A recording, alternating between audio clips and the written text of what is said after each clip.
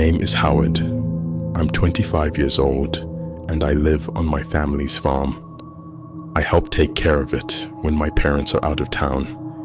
It's just a small family farm, not a commercial one or anything like that.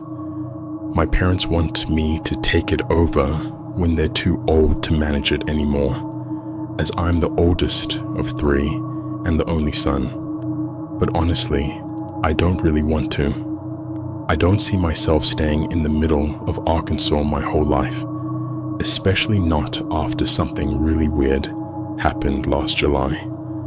My parents were on a romantic trip for a week, so it was just my two sisters, Crystal and Morgan, and I taking care of the property while they were gone. There's not much around here, lots of privacy, and maybe a little too much in my opinion. One night, as it was approaching bedtime, my sisters and I were all inside. Crystal, who takes summer courses online, was in her room on her laptop doing work. Morgan and I were just hanging out, watching some dumb show in the living room. All three of us kind of want to get out of the farm lifestyle, me especially since I'm the oldest and in the prime of my 20s. One dreaded part of farm life is the predators, not just animals that come and eat your produce, but also people who come and steal from you. Believe it or not, it happens. It hasn't happened many times to us, but it does happen. We have a few guns in the house for this exact reason. Our two dogs outside suddenly started going crazy in the backyard. Something had definitely spooked them. I went outside to see what they were barking at. Both dogs were looking in the direction of the crops and going nuts. I yelled at them to be quiet, and they finally did. I stepped right in front of the crops and listened. I heard a whistling from inside the cornfield. It was undoubtedly a human's whistling. This was the first time I experienced a trespasser on the property without my dad being there. I hurried inside to get one of the guns. The dogs started barking again. I told my sisters that someone was outside in the cornfield and I had to chase them away. They both said it was a terrible idea to run into the cornfield in the dark, and they knocked some sense into me. I realized they were right and how downright terrifying that would be. Instead, I went out back to the dogs, who were still going crazy. I aimed the gun into the air and fired off a shot, which echoed into the night, silencing the dogs. I was also on some kind of power trip and screamed, "Get off our land," as loud as I could.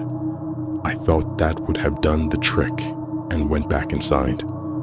My sisters were both laughing, which caused me to laugh too, but our little laugh didn't last long because the dogs started going crazy again, even louder this time. I went back outside, ready to do the same thing again, but my heart skipped a beat when I saw a guy standing about 20 feet from the dogs, right in front of the cornfield. He looked at me, and I screamed, "Hey!" At which point, he ran into the cornfield. I started running over and fired another shot into the air. I stopped by the dogs. There was no chance in hell I was going in there. I wasn't about to leave the dogs out here either.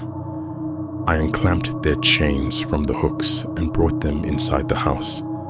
I told my sisters someone was sneaking around in the cornfield. So, what did we do?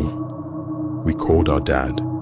He told me I had to be the man of the house and protect my sisters. He recommended I fire another warning shot outside if whoever it was came back. After this, we all just gradually went to our respective rooms. My sisters each brought one of the dogs into their rooms, and I brought the gun into my room because we were all a little spooked. I had the window open, and as I was laying in bed watching a movie on my laptop, I heard whistling from outside. I hurried to the window and looked out to see someone slowly walking in the grass. Then, as if he had some sixth sense, he stopped walking and turned to look at my window, still whistling. This jerk was obviously trying to mess with us and scare us. A very stupid idea when I had already made it clear I had a gun. I ran to grab the gun off the bed and aimed it out the window. I shot at the grass, a few feet away from him, purposely missing. This cut his little horror movie act short, and he ran out of view of my window toward the front of the house. This time, he didn't come back. He'd have to be a fool to come back after that. I obviously told my sisters why I shot and assured them he would not be coming back. We never found out who it was or why. It could have been some teen or multiple teens just trying to scare some innocent farmers for fun, or it could have been someone actually dangerous.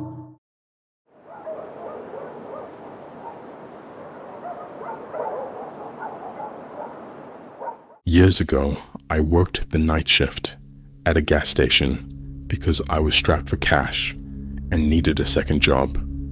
I worked the night shift there for a few months. Around my second or third month, a guy started regularly coming in really late at night, always around 2 a.m. He was about 6 feet tall with long stringy hair. He'd always come in, buy a tall boy, and leave. One night, he asked me my name. I told him, and he kept saying, "Rob, I like that," laughing to himself. He cracked open the tall boy he just bought and walked out of the store, talking to himself. He was clearly drunk. This night, I was curious to see if he had been drinking and driving every time he came to the store. I watched as he left and walked out of sight, off the gas station property. That made sense since he never once bought gas. Anytime he came in, he'd just buy alcohol. I saw him almost every night after that for a while. He'd come in some nights, noticeably drunker than others, sometimes just leaning on one of the shelves and not saying anything. He'd always greet me with a "Hey, Rob," whenever he came in. One night, he was just leaning on a shelf, drinking the tall boy he had just bought, not saying anything, just staring at a wall. I finally asked him for his name. He looked at me, took about 5 seconds, and said, "Bob." I always felt like Bob was a go-to fake name when someone is lying about their name. I wondered if the first thing that came to mind for him was Bob because it rhymes with my name, but I went with it. I said, "So Bob, where do you work?" He laughed so loud it actually startled me. He said he didn't work, and that the government completely screwed him out of his job. I got the vibe he was wasted again.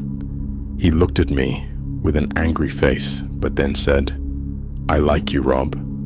You seem like you know what you're doing." I didn't know what that meant, but he walked out of the store right after that. I didn't see him again for a while. Over a week passed, which for a regular like him was unusual. Bob always gave me this mildly creepy vibe. I figured he was usually drunk, but something was obviously wrong in his personal life. One very stormy night, with fewer customers than usual, likely because of the storm, I heard the ding of the front door as someone entered. I imagined it to be Bob before looking, and when I looked, I was shocked to see it was actually him, but a much scarier version of Bob. He was completely soaked, not wearing a rain jacket or using an umbrella, just in a dark shirt and jeans. His long hair was drenched, and he was just standing by the door, looking straight ahead at the wall. He looked angry, and yet like his mind was elsewhere, like his thoughts were running wild. The way he was standing there, blankly staring at nothing, completely soaked, was freaking me out. I said, "Bob, are you okay?" He didn't turn his head or move. He stood still and said, "I did something really bad." I asked, "What did you do?"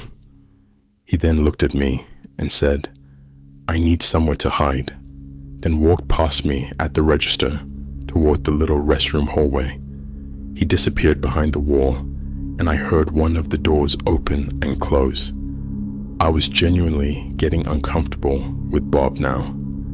I didn't enjoy his presence whenever he was in the store, and tonight something was extra off about him. He seemed like a zombie, and that "I did something really bad" comment was incredibly creepy. Some time passed, and Bob never came out of the bathroom. I assumed he was wasted again, probably passed out or puking. Either way, I didn't want to intervene. The next thing I remember, the lights to the place cut out, and the store was completely dark. I was standing in a pitch-dark gas station during a major storm with an unhinged, drunk man. I used the flashlight from behind the counter to make my way towards the back of the store, by the inventory storage and the panel board. The door to the back was in the same little hallway as the restrooms. As I walked by the two restroom doors, both of them were ajar, and Bob wasn't in either of them. I went through the door to the back. I was planning on going straight to the panel board, but I stopped when I heard a slight dripping in the room somewhere and the squeaking of wet shoes. My heart sank into my stomach. I said, "Bob," in a very weak and scared voice. I heard squeaks right to my left.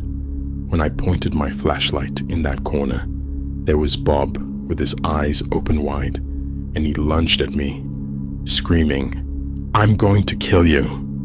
I pushed him off as he was clawing at my back.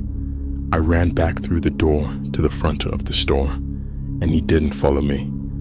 I grabbed my rain jacket and ran straight to my car. I sat in my car as I dialed 911 and spoke to an operator. It didn't take long for a couple of police officers to arrive and go inside with me. Bob was still hiding in the back room, huddled in a corner like some rabid creature. His pupils were huge. I only noticed it then. He was on something. They took him to the station. After I told them, he lunged at me, threatened to kill me, and stated that he did something really bad earlier. I found out over a month later that this Bob guy's real name was Martin, and he had brutally beaten his ex-wife to death. It might have happened on that same night he came into the gas station. Long story short, I never wanted to work another night shift at any job ever again after this.